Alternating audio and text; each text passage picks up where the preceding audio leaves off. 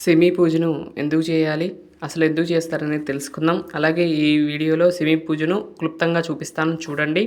ముందుగా అయితే మనకు ఉత్సవమూర్తులైన దుర్గా మల్లేశ్వర స్వామివారు ఉన్నారు కదండీ!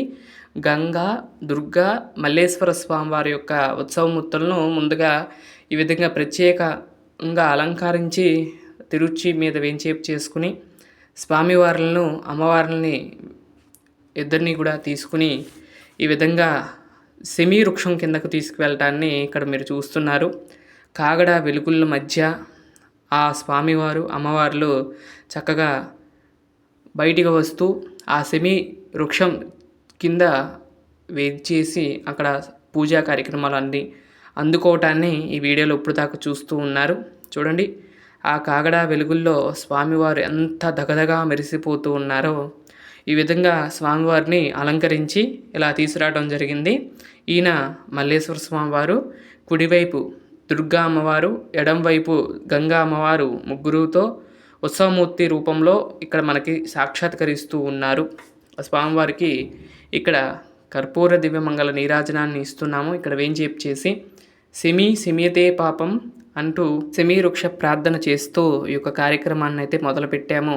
ముందుగా ఆ సెమీ వృక్షానికి శుద్ధి చేసి ఆ తర్వాత ఆ మొక్క మొదటిలో చక్కగా గంధము, కుంకుమ, తర్వాత అక్షంతలు ఇవన్నీ కూడా సమర్పించి అలంకరించి తర్వాత దీపారాజన కార్యక్రమం చేసి ఈ విధంగా అన్నీ కూడా చేస్తున్నాను. ఇక్కడ సెమీ పూజను నిర్వర్తించడం జరుగుతుంది. ఈ సెమీ వృక్షం దగ్గరే అపరాజితాదేవి అని ఉంటుంది. అపరాజితాదేవి ఒక అమ్మవారి యొక్క పూజను చేస్తూ ఇక్కడ చేయటం జరుగుతుంది. ఆ అమ్మవారిని కనుక మనం పూజించినట్లయితే మనం అనుకున్న పనులన్నీ కూడా తీరుతాయి కాబట్టి ఆ అమ్మవారిని మనం కూడా ధ్యానిస్తూ ఉండాలి కాబట్టి. అలానే విజయవాడలో కూడా అమ్మవారు అపరాజిత అమ్మవారి ఒక విగ్రహం విజయవాడలో ఉందండి. మనకి ఎక్కడ అంటే కనుక ద్వైస్తంభానికి ముందు, అలాగే చెట్టు వెనక వైపు, అంటే మనం క్యూ లైన్లో నుండి వస్తాం కదా ఫ్రీ లైను, అక్కడ ద్వైస్తంభానికి ముందు ఒక చిన్న మండపం వల్లే ఉంటుంది చూడండి. ఆ మండపంలో అపరాజితాదేవి అమ్మవారు కొలువై ఉంటారు. అమ్మవారికి విజయవాడ కనకదుర్గమ్మకు ఎదురుగా ఉంటారు. ఈ అమ్మవారిని దర్శనం చేసుకుని తర్వాత అమ్మవారి యొక్క దర్శనం చేసుకుంటూ ఉంటారు చాలామంది.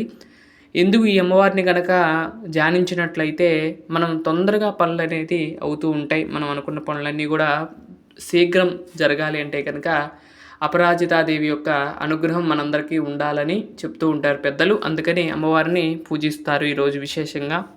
అలాగే సెమీ పూజను ఎందుకు చేస్తారు ఈరోజు ఏంటంటే కనుక పాండవులు అజ్ఞాతవాసం చేసేటప్పుడు వారి యొక్క ఆయుధాలన్నీ కూడా సెమీ వృక్షం పైన పెట్టి వెళ్ళారు అని చెప్తారు. మళ్ళీ వచ్చి తీసుకున్న రోజు ఈ విజయదశమి రోజు ఆ యొక్క ఆయుధాలన్నింటినీ కూడా తీసుకున్నారు కాబట్టి ఈ రోజున ఆ యొక్క చెట్టుకు చాలా విశేషం ఉంది కాబట్టి ఆ చెట్టుకి పూజ చేయటం అనేది జరుగుతుంది. ఆ చెట్టు మీద ఆయుధాలు ఉన్నాయి కాబట్టి ఆయుధాలను తీసుకున్నారు. పలానా రోజు అంటే విజయదశమి రోజు ఆ ఆయుధాలు సాయంత్రం పూట తీసుకున్నారు కాబట్టి దానికి గుర్తుగా మనం అందరం ఏం చేస్తున్నామంటే చక్కగా ఆ చెట్టుకి పూజ చేయటం అనేది ప్రారంభించాము. అలాగే ఈ ఆకులు గనక మనం తీసుకుని ఈ ఆకుల్ని గనక మనం ధనం ఇచ్చే చోటు పెట్టుకుంటే గనక మంచిది అని, మళ్ళీ వచ్చే సంవత్సరం వరకు అది ఉంచితే మంచిదని చెప్పి చెప్తూ ఉంటారు పెద్దలు. అలానే మేము కూడా చేస్తూ ఉంటాం. సెమీ వృక్షపు ఆకులు తీసి ఆకుల్ని ఈ పూజ అంతా అయిపోయిన తర్వాత అమ్మవారి యొక్క అనుగ్రహం చేత, ఆ చెట్టు యొక్క అనుగ్రహం చేత ఆజ్ఞ మేరకు ఆ యొక్క కొన్ని రెబ్బలు తీసుకుని ఆ రెబ్బలతో శివుడికి అర్చనలాగా చేస్తామండి. అంటే మనం పుష్పాలతో ఎలా అయితే చేస్తామో ఆ యొక్క సెమీ వృక్షం యొక్క ఆకులతో స్వామివారికి స్వామివారి యొక్క మంత్రాలతో, వేద మంత్రాలతో పూజ చేసి, అష్టోత్తరాలతో పూజ చేసి ఆ యొక్క దళాన్ని మనం తీసుకోవడం అనేది జరుగుతుంది. ఆ దళాన్ని మనకు నచ్చిన చోట పెట్టుకోవచ్చు అని చెప్పే కదండి.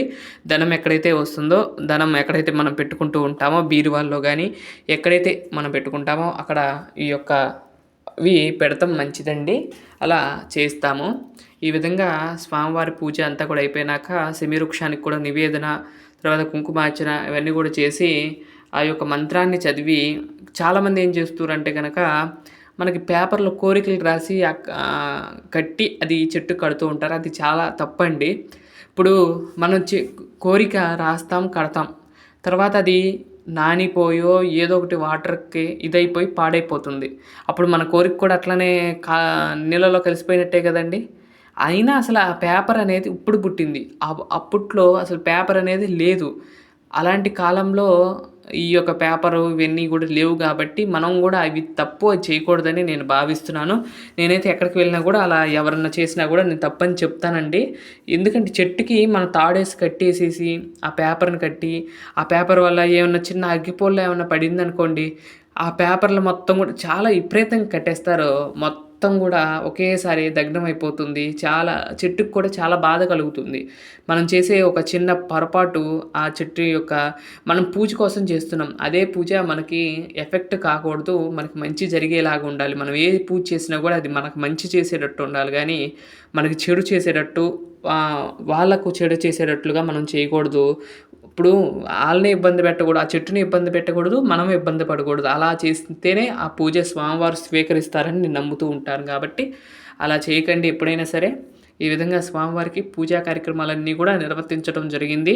ఇక్కడ స్వామివారి యొక్క అష్టోత్తర నామాలతో పూజ అయితే చేశాము. దుర్గామల్లేశ్వర స్వామివారి యొక్క పూజను అంగరంగ వైభవంగా చేసుకొని, ఈ యొక్క ఉత్సవమూర్తులను మళ్ళీ యథావిధిగా స్వామివారిని మూలమూర్తి దగ్గరికి చేర్చాము. దుర్గమ్మ వారి దగ్గరికి. ఈ దుర్గమ్మవారే ఆ మల్లేశ్వర స్వామివారితో కూడి ఇక్కడికి వచ్చి ఈ యొక్క కార్యక్రమాన్ని అందుకున్నారని భావిస్తూ మనం చేస్తూ ఉంటాం కాబట్టి, ఈ యొక్క కార్యక్రమాన్ని నిర్వర్తించడం జరిగింది. ఈ విధంగా స్వామివారికి ఇస్తున్న మంగళహారతిని మీరు కూడా కళ్ళకద్దుకోండి. ఈ విధంగా సెమీ పూజ అయితే నిన్న సాయంత్రం అయితే జరిగిందండి. ఈరోజైతే అప్లోడ్ చేస్తున్నాను. అలాగే అమ్మవారిని రేపైతే తీయటం జరుగుతుందండి. శనివారం నాడు అమ్మవారి యొక్క ఉద్వాసన జరిపి అమ్మవారి యొక్క ఈ దసరా నవరాత్రులు అనేది పూర్తి చేస్తాము. మీరందరూ కూడా తప్పకుండా వీడియోలని ఆదరిస్తారని నేను కోరుకుంటున్నాను. మరొక మంచి వీడియోతో రేపటి వీడియోలో కలుస్తాను. అంతవరకు సెలవు. నమస్కారం.